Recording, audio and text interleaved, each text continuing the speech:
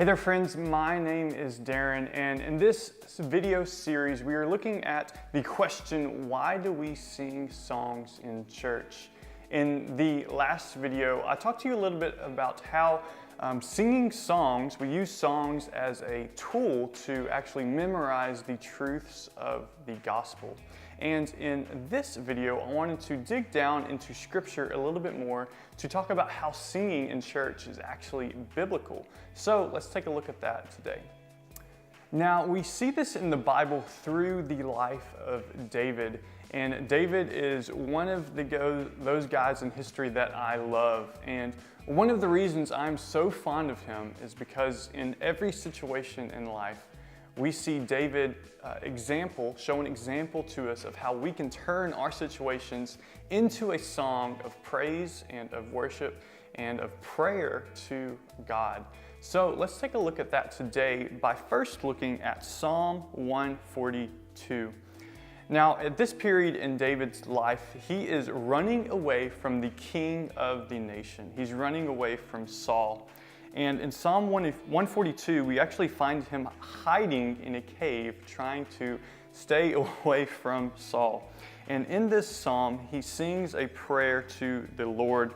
He says, "I cry aloud to the Lord. You are my shelter, my portion in the land of the living. Listen to my cry, for I am very weak.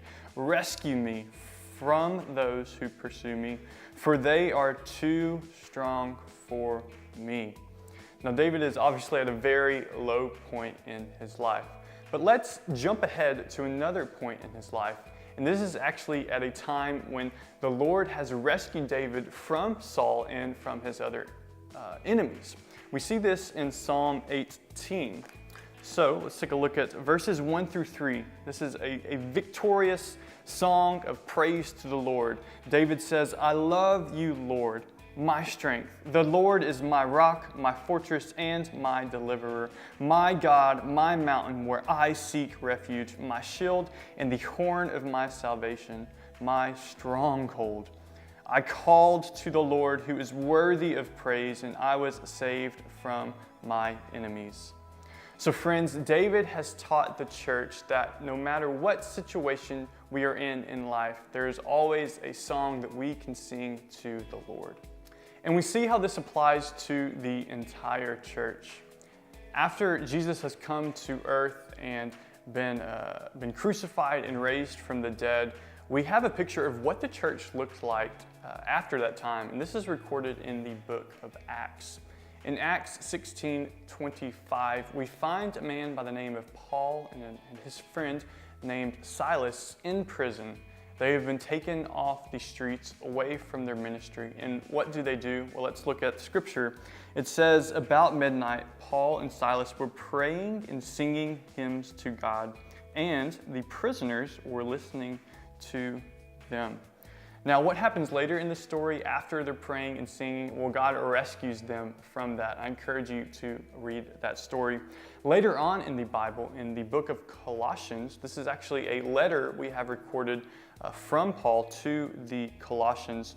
And in Colossians 3:16, he's instructing people what it means to be a Christian or how to live a Christian life. And he says, "Let the message about the Messiah dwell richly among you, teaching and admonishing one another in all wisdom." And this is what I wanted to pull out. He says, "And singing psalms, hymns, and spiritual songs with gratitude." So I will leave you with this today. As Christians, songs are a biblical example of one of the ways we can worship God for who He is and what He has done. We see this in the life of David and in the early church. I challenge you today to think about how you can turn your thoughts, your responses, and your emotions into a song of worship to God this week.